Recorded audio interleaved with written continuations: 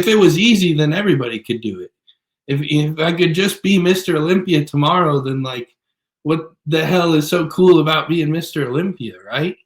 Yeah, it's gonna be sweeter. I love your parents. I love your dad. I don't know the guy. I don't know the guy. I want to meet him. I want to have a beer with him. Like that is what he instilled in your head. Wow. I mean, and it makes me happy because I'm doing the same thing. And I just want to make sure I'm not just abusing my kids for fun. No, so you're doing the right thing, man. I wouldn't trade my childhood for anything because I loved every second of that. And I did exactly what you're talking about. We went all over the nation, facing the best kids, and half the time I was getting thumped. Yeah.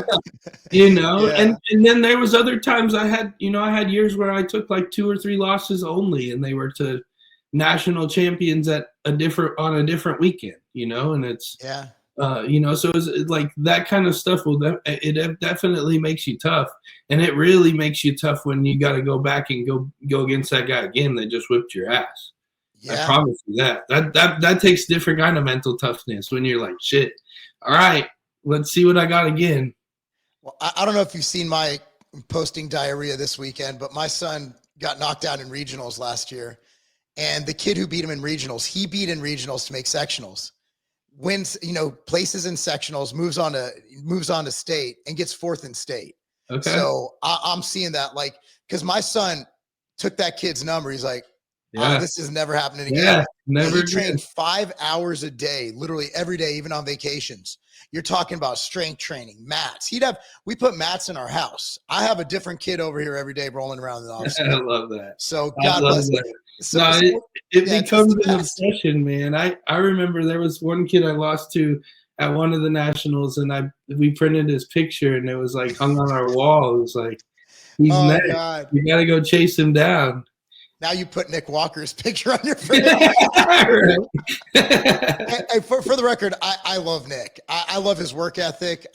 He's a bodybuilder. He loves the game.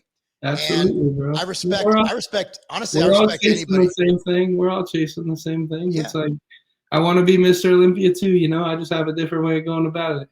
Somebody has to lose. That's right. Somebody has to lose. And it actually, the first few times I saw my kids, like first time my son won state, the other kid's crying, my youngest. And I'm like, I told the coach, Coach Bruner, I'm like, dude, so sad, man. He's like, well, someone has to lose. Today it's not your kid. I said, yeah. Okay. Because I was like about to cry. You see a little kid crying, you're like, oh, this is terrible. Like, what did I do?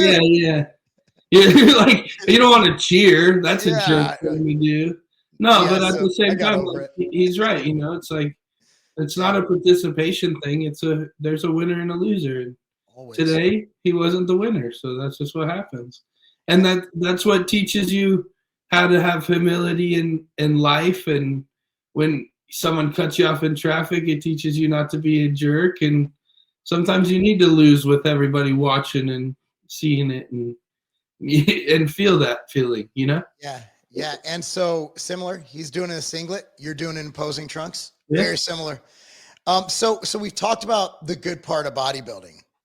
So this isn't a gotcha question.